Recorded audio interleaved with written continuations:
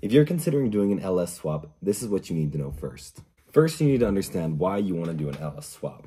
Number one reasoning is the performance and the power ratio. It's an extremely lightweight motor for the power that it can provide and the torque ratios that you can get out of it.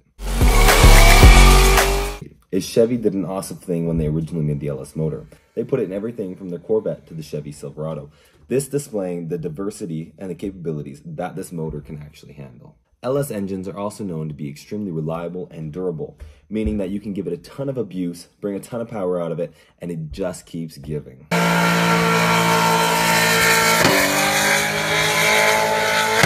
And not to mention the fact that anytime you do an LS swap, you're going to have people asking, dang, is that an LS swap? The culture behind it is huge. There's such a mass following for anything LS. And that is purely because Chevrolet did such an amazing job at making this motor interchangeable between anything. A huge reason you see a lot of LS swapped into the old Chevy cars is because the LS motor has a lot of the same bolt patterns as the old Chevy 350. This making it almost plug-and-play systems where you can bolt the motor right into the old mounts with the old transmission, allowing people to not have to buy extra parts to be able to switch out motors. Now, of course, you have to change up your wiring harness and you have to do the electrical, but it's a lot easier when you don't have to buy adapters or mounting brackets because you can just swap out a 350 for an LS a lot of the time.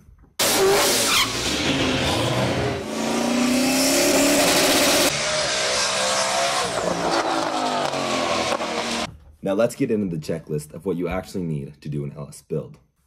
First thing you're going to want to do is figure out which LS motor are you going to choose. Now, there's a lot of different options. You could go with the junkyard truck motor, or you could go for something like the LS1, 2, 3, 6, 7, or 9. Now, let's break down the LS1. The LS1 was initially used in the 1997 Corvette, and later it was put into the Camaro and the Firebird. Now, the reason a lot of people are going to choose the LS1 is because it's made with an aluminum block instead of the heavy steel ones that you find in trucks. It's got a horsepower of approximately 345 to 350. And we bring it back to the original 350 cubic inch, or 346 inch to be exact, with the 5.7 liter. That's also exactly what we have with the Chevy 350. One of the most defining features is the high revving capabilities of this motor and its lightweight design. The LS2 was originally introduced in the 2005 Corvette C6. Later, it was used in the Pontiac GTO and some Holden models. Now, this also features aluminum block and aluminum heads. However, this one ranges from approximately 400 to 405 horsepower. And not only does it have more horsepower, but it's also got a 6-liter motor instead of the 5.7 like the LS1. Now, the LS3 was introduced in the 2008 C6 Corvette. It was also used in the Camaro and a plethora of other GM products. Now, this one is a little bit more important because this is when we step past the 400 to the 430 horsepower range. The LS3 is known for its high power output and its easy design, making it a perfect candidate for any builds. Now on the list, even though it's a slightly older motor than the LS3, we have the LS6. The LS6 was introduced in high-performance cars from 2001 to 2004. You'd have it in the Z06 Corvettes and even some Cadillac models. This featured an aluminum block as well and had around 385 to 405 horsepower. It had the 346 cubic inch with the 5.7 liter motor. Now this is pretty much the high-performance version of the LS1. The biggest note was that it had a more aggressive camshaft along with some other enhancements. Now, the LS7 featured in 2006 to 2013 in the Chevrolet Corvette Z06 and the 2014 Camaro Z28. They always put an aluminum block on their high-performance cars. The LS7 has a 505 horsepower motor, is known for its high displacement and its exceptional amount of power.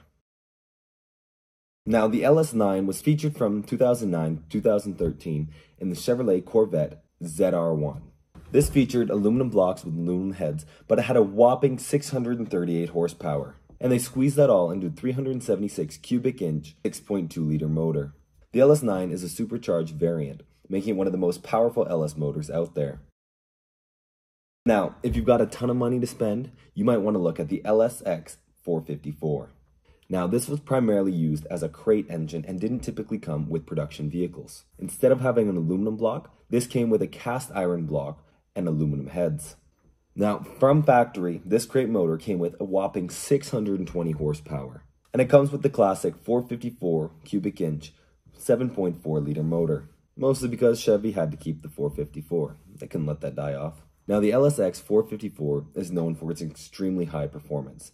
This was only a crate engine, and it was mostly designed for race cars because of its massive output, because of its large displacement and massive power of output. Now, here's the problem with LS motors. I've still got a ton that I could go over. I could go over the LSA motor, the LQ4, the LQ9, the LM7, the L33, or the LS4. You've also got the L99, and then you've got ones as crazy as, I gotta read this, the LSX454-B15. That one was a high-performance crate engine as well. But now you're starting to see why these things are so popular and why everybody wants to do an LS swap. All these different types of motors were spread over hundreds of different cars that Chevy made, ranging from the 90s all the way up to 2000, right? They're still making LS motors because these are one of the best designed motors. They allow for durability, longevity, and considering all things, pretty good fuel mileage. If you want to learn more about LS swaps, make sure to subscribe to my channel, and we're going to be talking a lot more about this in the future.